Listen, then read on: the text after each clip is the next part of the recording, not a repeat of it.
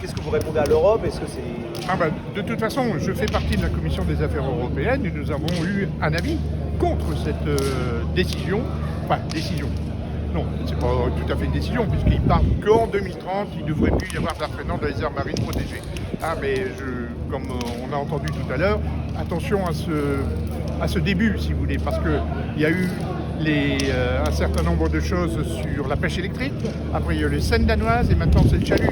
On va arriver à un truc, c'est-à-dire qu'on ne pourra même plus pêcher.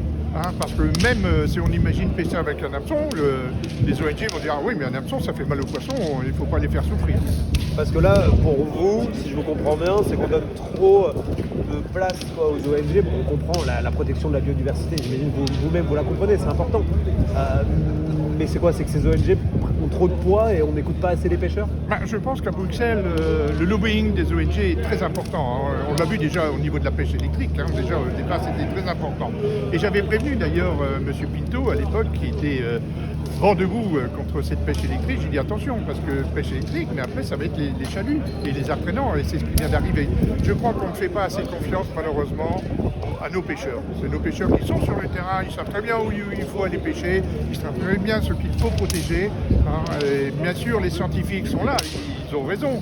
Mais par exemple, un scientifique, je pense qu'il n'arrive pas à prendre le changement climatique. Par exemple, il va prendre à un endroit un poisson. Le changement climatique va faire que le poisson va aller plus au nord, chercher un peu de fraîcheur. Oui, mais le scientifique va dire il n'y a plus de poisson. Maintenant, il est parti. Et c'est ça. Et le pêcheur, lui, il ne va pas rester là où il n'y a plus de poisson, il va suivre le poisson. Et c'est ça où je pense que nos marins pêcheurs devraient être un peu plus écoutés, et au moins au même titre que les scientifiques pour prendre des décisions sur les quotas, les zones de pêche, etc. Et là, concrètement, si cette réglementation elle rentre en vigueur, ce serait quoi la conséquence économique? Je pense à Boulogne, mais je pense aussi même à au littoral du Nord. Là. C'est évident que si on fait les aires marines protégées, les éoliennes, ou dans le Pas-de-Calais, il y a le rail montant et le rail descendant. Il reste plus beaucoup de place à pêcher. Ça commence à faire très peu de place pour nos chaluts. Et donc, encore une fois, je pense qu'il faut la possibilité à toutes les personnes, que ce soit les éoliennes, que ce soit les aires marines protégées, et avec nos pêcheurs, qui puissent ensemble définir des zones et qui leur permettent de vivre, de pêcher et de nous amener du bon poisson. Et dernier mot, on comprend quand même ce besoin de transformation de la pêche. Et en fait, il faut que ça évolue. Je ne sais pas si on parle de sélectivité beaucoup en ce moment. Est-ce que ça, il faut que ça change? Il faudrait accompagner les pêcheurs, il faudrait les accompagner là-dedans au lieu d'interdire tout simplement?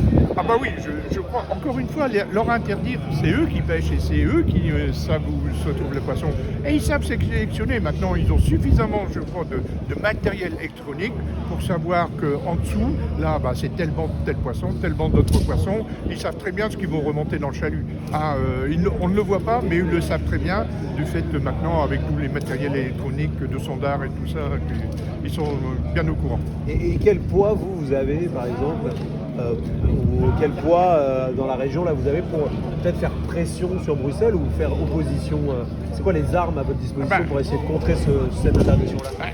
Les armes que nous avons, c'est d'abord de le dire, de clamer haut et fort qu'on est contre, et puis après, on a quand même des contacts avec Pierre Karleski, qui est quand même président de la commission pêche, et qui lui aussi est totalement opposé. D'ailleurs, dimanche soir, j'ai réussi à le passer au téléphone à Olivier Lebret. Donc c'est à la fois, bien sûr, d'être le plus nombreux possible et de pouvoir convaincre, parce que malheureusement, c'est 8 pays de la façade maritime contre les 27, et de dire par exemple à un Autrichien, oui, mais faites attention, prenez pas n'importe quelle décision. On est là pour vous aider à prendre des bonnes décisions, donc écoutez-nous. Parfait.